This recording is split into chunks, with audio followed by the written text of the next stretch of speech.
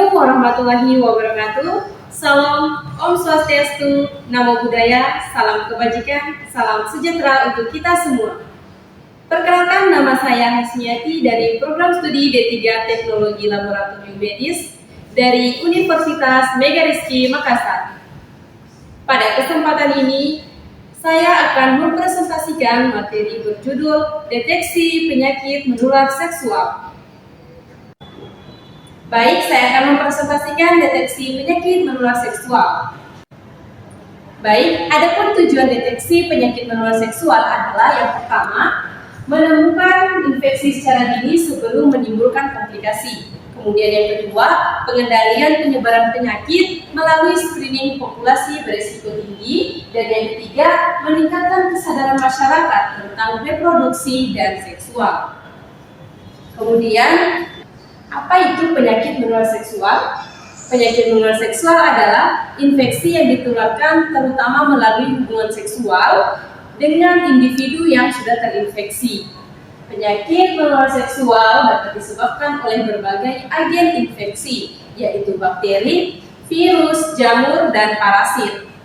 Menurut WHO pada tahun 2023, penyakit menular seksual merupakan salah satu masalah kesehatan masyarakat yang signifikan karena dengan lebih dari 1 juta kasus baru yang setiap hari terjadi di dunia. Jenis penyebab penyakit menular seksual. Jadi, penyebab penyakit menular seksual ini yaitu ada bakteri, ada virus, jamur, dan parasit.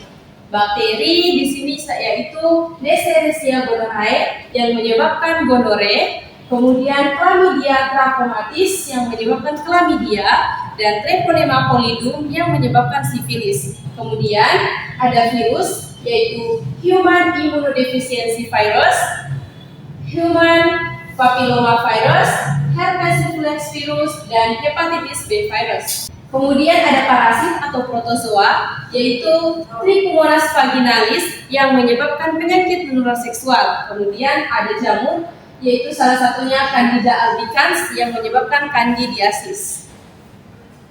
Adapun deteksi penyakit menular seksual yaitu yang pertama deteksi klinis. Deteksi klinis ini mencakup anamnesa, riwayat berhubungan seksual yang berisiko, kemudian berapa jumlah pasangan, dan bagaimana gejala awalnya.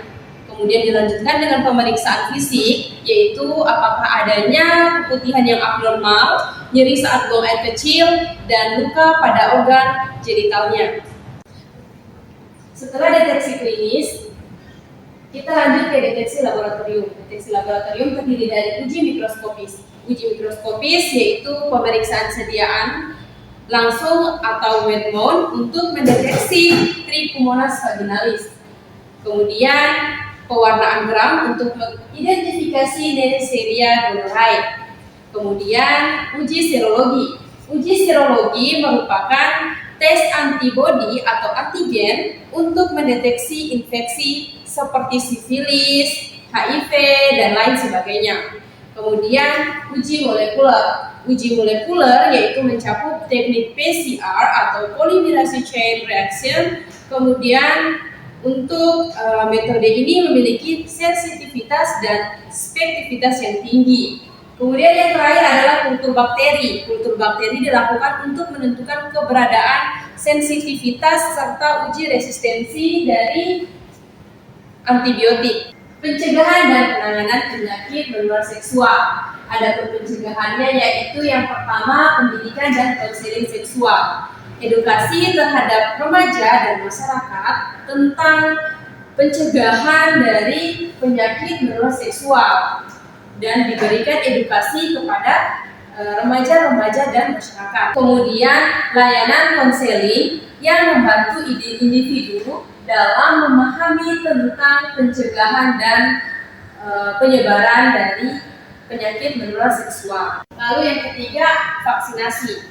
Contohnya yaitu vaksin hepatitis B untuk mencegah penularan penyakit yang menular melalui hubungan seksual. Yang berikut adalah hindari berbagai alat pribadi. Jadi untuk alat-alat pribadi yang kita gunakan seperti handuk dan lain sebagainya itu digunakan sendiri dan tidak bertukar dengan orang lain. Penanganan penyakit menular. Yang pertama, penanganan medis. Penanganan medis di sini yaitu penyakit menular seksual akibat bakteri atau parasit seperti gonore, sifilis dapat diobati dengan antibiotik seperti penisilin, azitromisin, dan metronidazole. Dan yang kedua adalah pendekatan pasangan atau partner notification and treatment. Jadi untuk pasangan yang berhubungan seksual harus juga diperiksa dan diobati agar tidak terjadi infeksi ulang. Kemudian konseling dan edukasi lanjutan. Konseling dan edukasi lanjutan yaitu pasien diberi pemahaman tentang penanganan penyakit menular. Kemudian pemantauan dan evaluasi. Pemeriksaan ulang dilakukan pada saat pemantauan dan evaluasi. Jadi kesimpulan yang dapat diambil yaitu deteksi penyakit menular seksual merupakan komponen penting dalam upaya pengendalian infeksi dan perlindungan kesehatan reproduksi melalui pendekatan klinis dan laboratorium yang tepat serta dukungan edukasi dan kebijakan kesehatan. Angka kejadian penyakit menular seksual dapat ditekan dan komplikasi serius dapat dicegah. Sekian yang dapat saya jelaskan. Mohon maaf atas kekurangan dari saya. Wabillahi taufiq wal hidayah. Wassalamualaikum warahmatullahi wabarakatuh.